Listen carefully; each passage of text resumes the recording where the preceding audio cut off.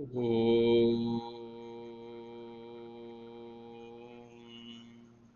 जननीं शारदां देवीं रामकृष्णं जगद्गुरुं पादपद्मे तयो श्रित्वा प्रणमामि मुहुर्मुहुः। नमः श्रीयतिराजाय विवेकानन्दसूरये सच्चित्सुखस्वरूपाय स्वामिने तापहारिणे। ॐ सहना भवतु सहनौ भुनक्तु सह वीर्यं करवावहै तेजस्विनावधीतमस्तु मा विद्विषावहै। ॐ शांति शांति शांति।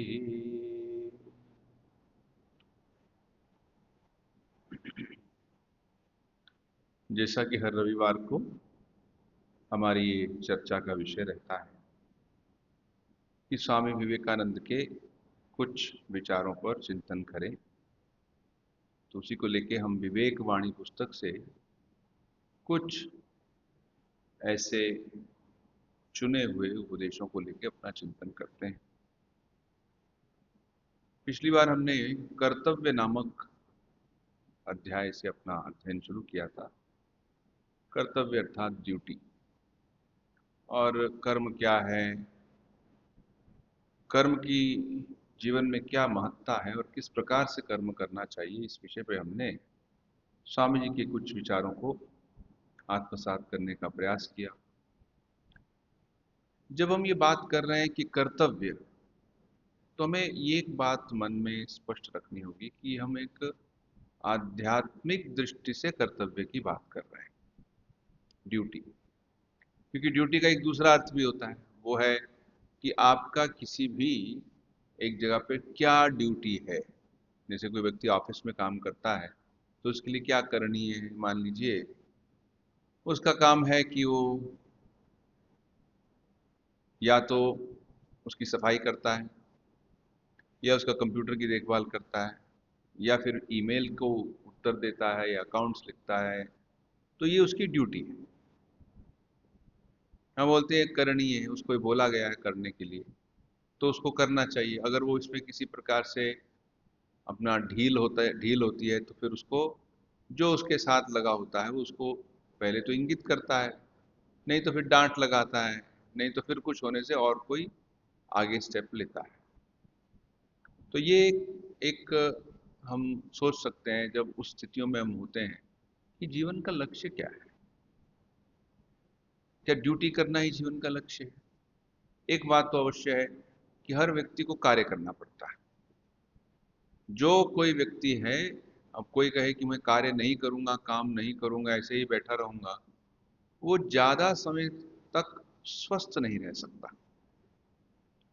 उसे किसी न किसी तरह की अस्वस्थता आ जाएगी, चाहे शारीरिक हो या मानसिक हो। तो कार्य तो सबको करना है। गीता में आता है, नहीं कश्चित क्षणमपि जातु तिष्ठत्य कर्म कृत। कोई भी बिना कार्य के रह नहीं सकता। क्यों नहीं रह सकता? क्योंकि उसके अंदर प्रकृति के बनाए हुए तीन गुण हैं, सत्व, रजस और तमस। तो ये गुण उसको किसी न किसी कार्य में लगाएंगे ही। अब जैसे राजसिक गुण है, तो वो गुण क्या करेगा? गीता के 17वें और 18वें अध्याय में इसमें काफी चर्चा है कि जैसे रजस से या रजगुण से, रजोगुण से अंदर में एक कार्य करने की क्षमता बढ़ती है। कई लोगों में बहुत अहंकार होता है, बहुत लोभ होता है, बहुत नाम यश की प्राप्ति होती है, झगड़ालू भी हो सकते हैं। तो बोले उसमें रजस बहुत ज्यादा है। कभी हो सकता है किसी व्यक्ति में रजस थोड़ा कम हो, सत्व ज्यादा है, तो वो शांत प्रकृति का है, वो सामंजस्य में रहता है, उसे जीवन एक अलग तरह से दिखाई देता है। किस गुण से प्रभावित होकर हम जीवन को देखते हैं, तो जीवन वैसे ही दिखाई देता है।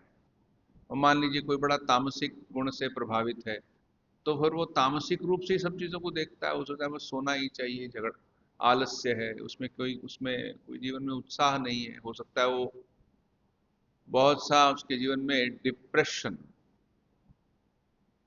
अवसाद भी हो, नकारात्मक विचार भी हो।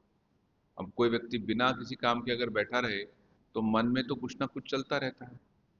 अगर मन में कुछ चलता रहता है तो उसे, अगर वो उसके पास कोई सही दिशा निर्देश नहीं है, तो जैसा कि अंग्रेजी में कहते हैं कि empty mind is devils workshop, अर्थात कोई काम नहीं है, खाली मन है तो शैतान का घर है। कोई ना कोई खुराफत मन में आ जाएगी कि मुझे ये करना है, या कोई पुरानी अपनी चीज़ को लेके उस पे वो बहुत नकारात्मक भाव से सोचने लग पड़ेगा कि अमुक समय में अमुक व्यक्ति ने मुझे ऐसा कहा, उसने मुझे क्यों कहा, उसने मेरी निंदा की, उसने मेरा अपमान किया, ऐसा उससे नहीं कर, उसको लेके वो बढ़ाते बढ़ाते कहाँ से कहाँ तक चले जाएगा भगवान ही जाने। इस तरह की और भी बहुत सी चीज़ें हैं मन में। जब हम कोई हमारे पास आध्यात्मिक आदर्श नहीं होता, हम मन को अगर ठीक ढंग से अपने एक दिशा में ना लगाएं, तो इस प्रकार के जो बड़ी अवांछित है, अननेसेसरी है, इस प्रकार के विचार मन में आ जाते हैं। और फिर वो विचार वहीं तक नहीं रहते, बाद में फिर वो कार्य के रूप में, व्यवहार के रूप में प्रकाशित होते हैं। तो उसको दूर करने के लिए हमें समझना चाहिए कि जीवन का लक्ष्य क्या है और उसमें हमारा कर्तव्य क्या है। तो इसी को लेकर स्वामी जी के जो कुछ विचार हैं, हमने कर्म योग से हम ये इन विचारों को दिया गया है। तो स्वामी जी कहते हैं कि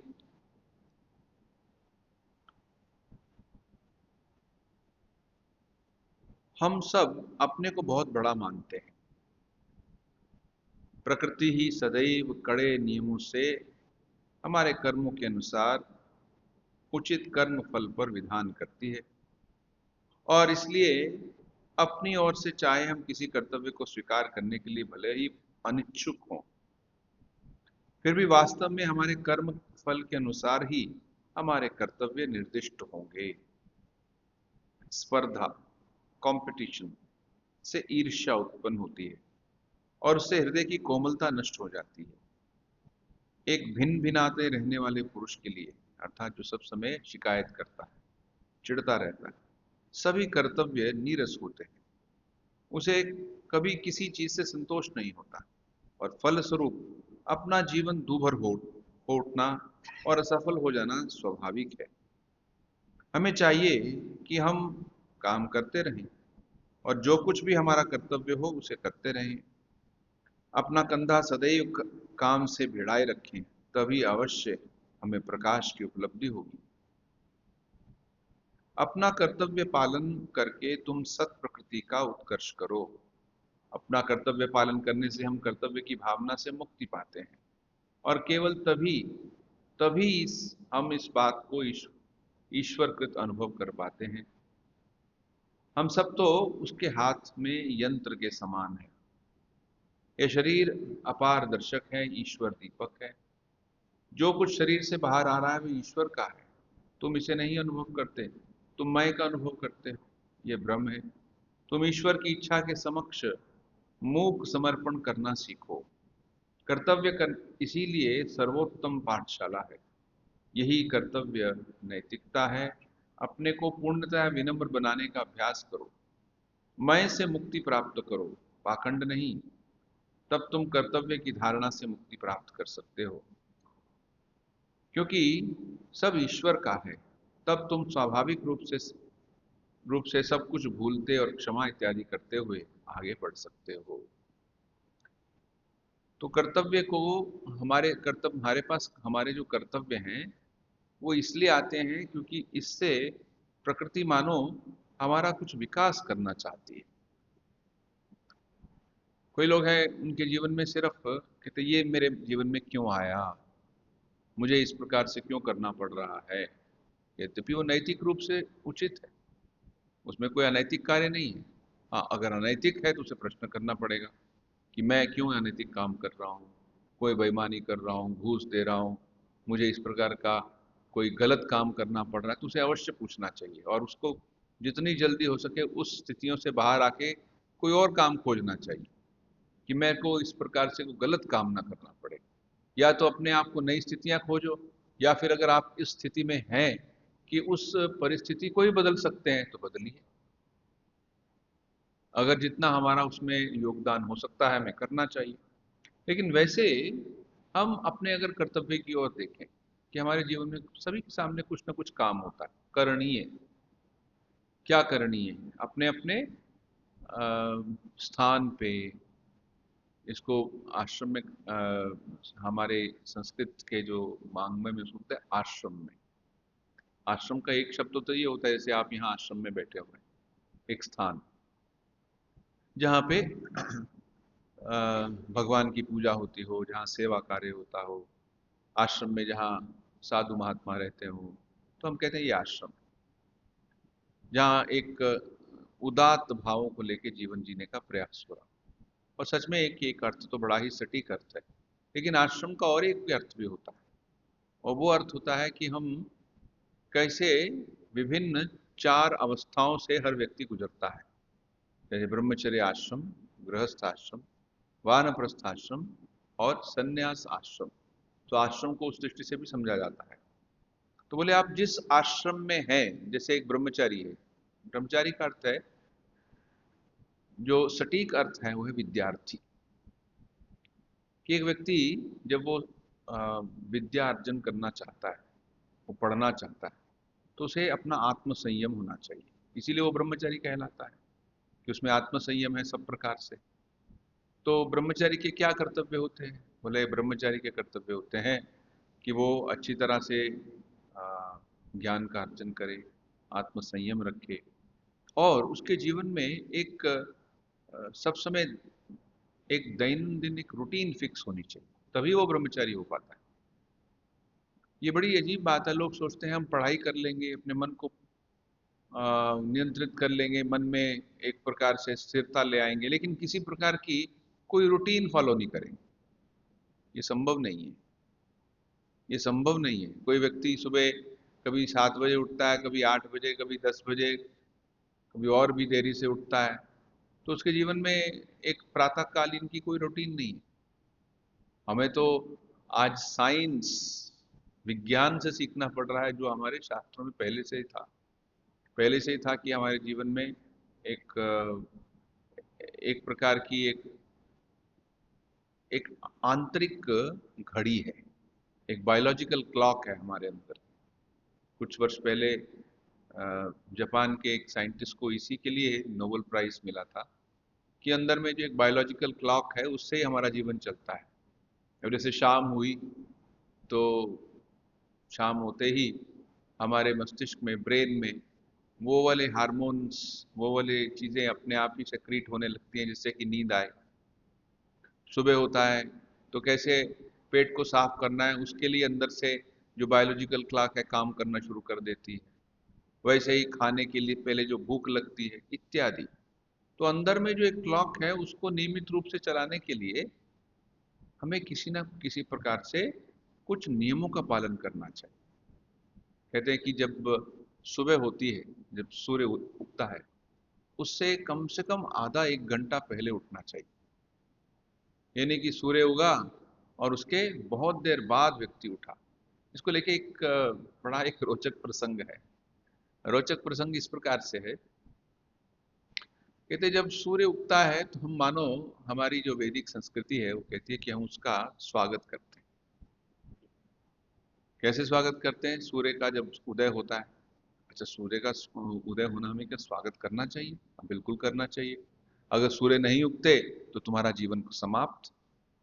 इसलिए तो सूर्य का एक नाम है दिनकर।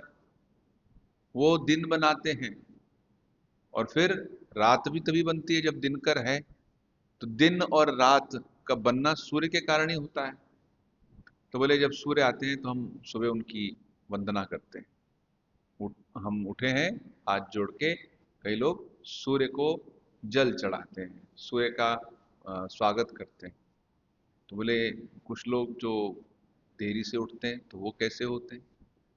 तो बोले देखिए ऐसा है, एक व्यक्ति कहीं उसने जाना था, और जिस जगह पे जाना था उन लोगों ने कहा था हाँ आप आइए, हम आपको स्टेशन पर रिसीव करेंगे, हम आपको वहाँ पे ले जाएंगे, वहां से घर ले जाएंगे।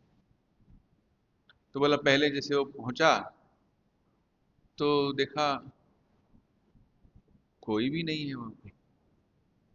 इधर उधर देखता रहा, समझ नहीं आया क्या करूं। फिर उसके पास एड्रेस था, वो अपना ऑटो रिक्शा पकड़ के उस पर पहुंच गया। ये एक प्रकार से। और एक जगह गया, अच्छा उन लोगों ने वहां पे जब वो पहुंचा ऑटो करके तो उनका अच्छा आओ आओ, अरे बाओ, चाय पियो, ये करो, सब आओ आओ भगत की। दूसरी की, उन्होंने फिर एक जगह गया, तो जैसे नीचे उतरा तो दूर से लोग भागते भागते आ रहे थे। अच्छा हाँ हाँ, आगे आगे आगे आगे, आइए आइए। उन्होंने उनकी माला उनको अर्पण किया, उनका स्वागत किया, उनको घर ले गए।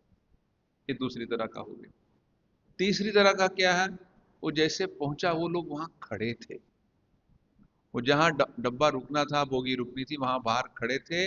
उसको विधिवत रूप से उसका स्वागत करके, उसका अच्छे शब्द बोल के, उनको माला पहना के, उनको ससादर उनको ले जाते। तो तीन प्रकार से एक व्यक्ति को रिसीव किया गया। पहला, जिसमें एक प्रकार का आलस्य भरा पड़ा है, प्रमाद भरा पड़ा है। अब वो आ रहा है, तुमको मालूम है तो जाके तुम्हें लेना चाहिए था, नहीं किया प्रमाद से। अच्छा ठीक है, आ जाए। दूसरा, देरी हो गई। और तीसरा, एकदम वो तुरंत वहां खड़ा हुआ है रिसीव करने के लिए। ये ठीक है, ऐसे ही जब सूर्यदेव आते हैं तो कुछ लोग तो खड़े हैं उनको, उनका स्वागत करने के लिए वो उठे हुए हैं। और कुछ लोग हैं थोड़ी देर बाद में उठते हैं। और कुछ लोग जैसे वो ऑटो में पढ़ के फिर गया था उनके घर में, तो तीसरी अवस्था हो जाती है। तो कहने का अर्थ है कि हमारे जीवन में जब एक व्यक्ति एक अपने मन को नियंत्रण करना चाहता है, तो उसके पास कोई ना कोई दिनचर्या होनी चाहिए। किस प्रकार से वो पूरे दिन में एक आचरण करे, उसमें कुछ चीजें उसमें फिक्स होनी चाहिए। सब चीजें तो फिक्स कर नहीं सकते, ये तो संभव नहीं है, लेकिन कुछ चीजें फिक्स होनी चाहिए। और विशेषकर प्रकृति के नियमों को लेके हमें ही करना चाहिए। तब ये भी एक आश्रम ने, ब्रह्मचर्य आश्रम ने कहा कि ये आश्रम जब जिसमें व्यक्ति अपने ज्ञान को प्राप्त करता है, ज्ञान को अर्जित करता है, आत्म संयम रखता है, उसमें जीवन में एक दिनचर्या के कुछ नियम होते हैं, वो उसका आधार बन गया। तो फिर वो या तो जैसे हमारे शास्त्रों में आता है, बृहदारण्यक में आता है, मान लीजिए उसके मन में रहते रहते एक शुद्ध भाव ऐसा आ गया, उसके मुझे और कुछ नहीं चाहिए, मुझे यही जीवन एक प्रकार से आगे लेके जाना है, मैं ईश्वर की प्राप्ति के लिए त्याग करके सब कुछ अपने अलग से सन्यास का जीवन जीना चाहता हूँ। बोलते हाँ, यद विहरेत तद विरजेत, ग्रहाद्वा वनाद्वा, ये एक संस्कृत का जो श्लोक है उसमें आता है। अगर किसी के मन में उस प्रकार से वैराग्य आता है तो वो ब्रह्मचर्य के बाद ही सन्यासी हो जाता है। जैसे रामकृष्ण मिशन में ज्यादातर साधु लोग होते हैं, हमारे मिशन में जो भी साधु लोग हैं, जो भी महाराजगण हैं, जो 1500 या 1600 जितने भी लोग हैं, वो सब वैसे ही आए हैं। सभी अपने जीवन में एक अवस्था में, तब युवावस्था थी, तो युवावस्था में उनके मन में उसे उद्दीपन हुआ, ऐसा वैराग्य आया, और वो विभिन्न जगहों पे विभिन्न रूपों में उनकी ये जो त्याग की यात्रा है वो प्रारंभ होती है। हाँ, फिर जो मिशन का एक सिस्टम है कि व्यक्ति आके कुछ दिन पहले ब्रह्मचारी रह के, फिर ट्रेनिंग सेंटर जाके, फिर उसका ब्रह्मचर्य की जो एक पहला पड़ाव होता है चैतन्य ब्रह्मचारी, फिर उसके बाद में 4 साल, तो 9-10 साल बाद उसको सन्यास की दीक्षा होती है। एक तो ये हुआ, लेकिन ऐसे करने वाले लोग तो बहुत कम है। अगर हम भारत की जनसंख्या लें तो उसमें तो 0.5% से भी 0.5% से भी 0.5% से भी कम लोग उसमें होंगे। बाकी लोगों का क्या होगा? तो बाकी लोग अपना जो जीवन जी रहे हैं उसमें सुचारू रूप से जिए, उसको धार्मिक रूप से जिए। ये नहीं कि उनके लिए कहा गया कि तुम्हारे लिए अभी कोई रास्ता नहीं है, नहीं, ऐसा नहीं कहा गया। एक अच्छा भक्त बन के, एक अच्छा सद चरित्र व्यक्ति, एक सद गृहस्थ बन के जो रहता है, वो भी मानो उसके जीवन में भी कुछ नियम होते हैं, कुछ चीजें उसने पालन कर रहा होता है, तो क्या होता है, उसके जीवन में धीरे धीरे पवित्रता आती है। उसका मन, उसका चित्त की मलिनता दूर होती है, तो अपने आप मन में शांति आती है। जब चित्त की मलिनता दूर हो जाती है तो मन में शांति उदित होती है। त्यागात शांतिरनंतरम गीता में आता है। तो चाहे किसी भी अवस्था में हो, किसी भी आश्रम में हो, चाहे वो गृहस्थी आश्रम में हो, चाहे वो ब्रह्मचारी के आश्रम में हो, वानप्रस्थी या सन्यास के आश्रम में हो, उसके कुछ उसके कुछ कर्तव्य होते हैं। उन्हीं कर्तव्यों को लेके स्वामी जी यहाँ अपनी बात कह रहे हैं कि आप किसी भी कर्तव्य में हो उसको स्वीकार करो कि हाँ अब मैंने इसको स्वीकार कर लिया। सब समय अगर वो शिकायत करता रहता है कि ये ठीक नहीं है तो उसको खोजना चाहिए, इसके लिए उसके उत्तरदायी कौन है। एक व्यक्ति था, वो हर रोज एक फैक्ट्री में काम करता था। तो हर रोज उसके पास दोपहर का खाने का डब्बा होता था। वो खोलता था, खोल के कहता था अरे आज भी यहाँ पे ये वाली सब्जी और ये वाली रोटी, फिर खाता था। अगले दिन फिर अरे आज भी यही सब्जी यही रोटी। मैं हो सकता है जो उसको सब्जी पसंद नहीं आती वो बनती थी। ऐसे बहुत दिन से चल रहा था। तो उसके साथ में एक उसका सहपाठी था या जो कुलीग था, बोला अरे तुमको ये सब्जी नहीं पसंद आती तो जो बनाता है उसको बोल दो नहीं बनाए, तुम हर रोज क्यों इतनी शिकायत करते हो। तो मुस्कुरा के कहता है क्या करूं, सब्जी बनाने वाला तो मैं ही हूं। मैं ही अपना टिफिन बॉक्स बना के लेके आता हूं, और तो कोई है नहीं, लेकिन और कोई मेरे पास उपाय नहीं है। तो हम अपनी ही चीजों पर अपने आप शिकायत करते रहते हैं। हमें स्वीकार करना चाहिए हाँ ऐसा है जीवन, तो स्वीकार करके हम क्या कर सकते हैं वह हमें करना चाहिए। जैसे यहाँ कहा है और एक बात कही है कि वास्तव में हमारे कर्म फल के अनुसार ही हमारे कर्तव्य निष्ठ निर्दिष्ट हों, लेकिन बीच बीच में स्पर्धा आ जाती, कंपटीशन, मन में एक अनहेल्दी कंपटीशन प्रवेश कर जाता है और उससे जीवन की, हृदय की सारी कोमलता नष्ट हो जाती है। जिस व्यक्ति के मन में ईर्ष्या उत्पन्न हो जाती है वो भूल जाता है कि वो, कभी कभी ये भी भूल जाता है कि वो मनुष्य है। वो इस प्रकार की, उसका मन इतना नीचे उतर आता है, वो इस प्रकार से दूसरों की का निरादर करता है, दूसरों के लिए कुछ ऐसा करता है जिसके उनके जीवन में कष्ट आए, क्योंकि उसके जीवन में ईर्ष्या का प्रवेश हो गया। ईर्ष्या अपने आप में एक मानसिक स्थिति है अभाव की। अभाव, किसी और व्यक्ति के पास कुछ है वो मेरे पास नहीं है, अगर तुम इसके लायक होते तो तुम्हें अवश्य मिलती। तुम लायक नहीं हो तो लायक बनाओ अपने आप को, अगर नहीं बनता तो चुपचाप सहन करो, संतोष से जाओ।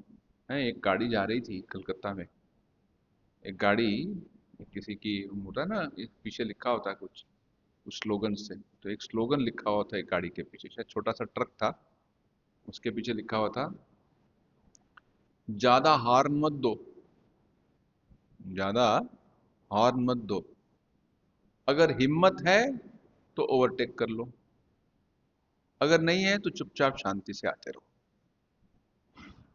तो ये है जीवन का एक नियम, चुपचाप शांति से चलो। उसको भी कष्ट दे रहे हो, वो भी उसको भी चलने नहीं दे रहे। तो हमें जीवन में समझना चाहिए कहाँ मुझे अब संतोष, इतना मेरे को मिलना था मिल गया, और जितना मुझे और जितना मुझे प्रयास करना है वो करना चाहिए। तो उसके फिर जीवन में एक एक प्रकार की समरसता आ जाती है, संतोष उसके जीवन में उत्पन्न हो जाता है। श्री मां शारदा देवी कहती है ना कि संतोष एक परम धन है। सबसे बड़ा एक धन जो अगर किसी को मिल सकता है वो संतोष का धन। ये नहीं कि संतोष सब कुछ पा जाने से अपने आप संतोष आ जाएगा, ये भी नहीं है। कोई बोले कि मेरे पास 3 कारें हैं, 4 मकान हैं, ये अमुक इतना पैसा है तो अपने आप संतोष आ जाएगा, ऐसा नहीं। हो सकता है वो और एक कार के लिए प्रयास कर रहा हूँ, और एक घर बनाने के लिए प्रयास कर रहा हूँ, ये नहीं कि उसे आवश्यकता है, लेकिन जीवन में संतोष नहीं है। उसमें एक प्रकार की एक चंचलता है कि और मिल जाए और मिल जाए। तो उससे हमें सावधान रहना चाहिए, तभी हम अपने कर्तव्य को ठीक ढंग से कर पाएंगे। आध्यात्मिक दृष्टि से देखिए, जो बातें कर रहे हैं ये सिर्फ कर्म के बारे नहीं है, ये कर्म योग की बातें हैं। कर्म तो हर कोई व्यक्ति करेगा, लेकिन उस कर्म से क्या उसे आध्यात्मिक कुछ लाभ होगा? अगर वो आध्यात्मिक लाभ प्राप्त करना चाहता है कर्म से, तब उसे इन बातों के सोचना पड़ेगा, तब उससे उससे वो प्रभावित होगा और उसके जीवन में जो वांछनीय परिवर्तन चाहिए वो आएगा। और देखेंगे ऐसा व्यक्ति कर्म भी बड़ा अच्छा करता है, उसके काम करने के उसकी शैली में भी एक सुंदरता, एक उदात्त भाव आ जाता है। वो कैसे संभव, ठीक है करके काम खत्म करूं और छोड़ूं और जाऊं अपना घर भागूं अपना थैला लेके, जैसे ही मेरा काम खत्म हो, ऐसे भाव से वो बाहर आ जाता है। वो आनंद पूर्वक करता है। वो ये नहीं करता कि मेरे को किसी प्रकार से अपने कर्म को करना है और क्या करूं मैं और इस तरह से फंसा हुआ हूं, इस तरह का भाव नहीं होता उसमें, उसमें परिवर्तन आता है। और स्वामी जी कहते हैं कि उसे, जो लोग इस प्रकार से चिढ़ते रहते हैं काम नहीं करते, उसे किसी भी चीज से संतोष नहीं होता और फलस्वरूप उसका जीवन दूभर हो जाता है और असफल हो जाना स्वाभाविक ही है। तो हमें चाहिए कि हम काम करें, जो कुछ भी हमारा कर्तव्य है उसे करते रहें और अपना कंधा सदैव काम से बढ़ाए रखें। एक बार श्री श्री माँ शारदा देवी तब वृद्ध थी, 60 से ऊपर उम्र थी, जयराम बाटी में वो मूसल लेके, बड़ा वाला मूसल लेके वो कुछ कूट रही थी जिससे कि धान निकले, धान की बलियां जो। तो किसी ने कहा, माँ आप इस उम्र में भी इतना काम कर रही हैं? तो माँ ने मुस्कुराते हुए कहा, बेटा मुझे आशीर्वाद दो कि जब तक जीवित हूं तब तक काम करती रहूं। जो व्यक्ति कहे कि नहीं मुझे तो रिटायरमेंट चाहिए, मुझे कुछ काम नहीं चाहिए, वो जैसे ही उसको रिटायरमेंट मिलती है पहले तो बहुत अच्छा लगता है, फिर उसके बाद में जीवन का क्या सार्थकता रहेगी उसके लिए एक प्रश्न हो जाता है। अगर तो उसके पास कोई आध्यात्मिक आदर्श हो, अपने आप को बिजी रखे तो ठीक है। कहते हैं कि अ, जापान में लोगों की उम्र बड़ी लंबी होती है। एक तो उनका रहन सहन, क्या खाते हैं कैसे, और साथ ही में और एक बात है कि जापान में रिटायरमेंट वाली बात ही नहीं होती कि हमें रिटायरमेंट लेनी है। यहाँ तो रिटायरमेंट के लिए ही झगड़ा होता है, हमें जितनी जल्दी हो सके रिटायरमेंट मिल जाए, और फिर क्या करें यही नहीं समझ आता, फिर क्या करें। तो एक बार हमारे अ, पूज्य स्वामी स्मरणानंद जी महाराज जापान गए थे। तो हमारा जो पहले प्रेसिडेंट थे, तो सुबह का समय था, वो थे और साथ में उनके जो सेक्रेटरी महाराज थे वो दोनों थे, साथ में हमारे आश्रम के जो सचिव थे वो। तो सुबह ब्रेकफास्ट के बाद थोड़ा सा बाहर चल टहलते टहलते आश्रम के बाहर आए, तो वहाँ पे एक वृद्ध महिला जा रही थी। तो सचिव महाराज जी जानते थे उसे, उन्होंने उनको जो जापानीज में कुछ भाषा में उनका अभिवादन करते हुए कहा, आप ठीक हैं? तो कहाँ जा रही हैं? तो सुबह का समय था, बोली मैं काम करने जा रही हूँ। काम करने जा रही है? आपकी तो उम्र 84 साल है, 94 साल है, 94, इस उम्र में भी काम कर रही है? बोले देखिए मुझे ना काम करने की पैसे की कोई आवश्यकता नहीं, मेरा लड़का है वो दे देता है पैसे, लेकिन मैं सारा दिन घर में बैठ के क्या करूं?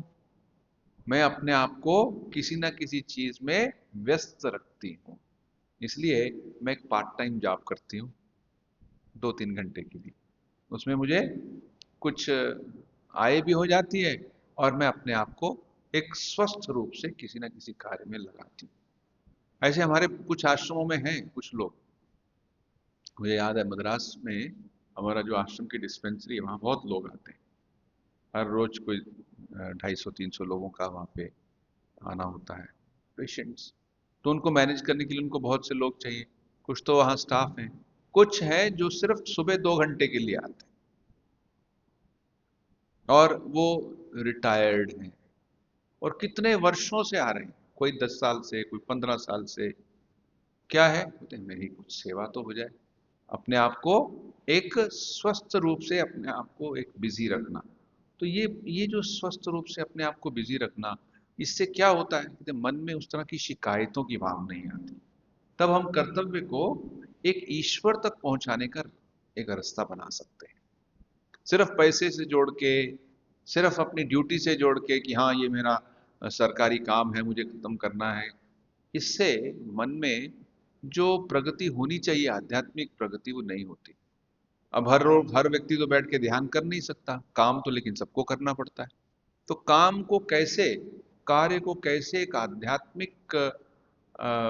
आध्यात्मिक मार्ग के रूप में परिणत करें, इसी को कहते हैं कि कर्म योग है। कर्म तब एक प्रकार का साधना बन जाती है, एक प्रकार का योग बन जाता है।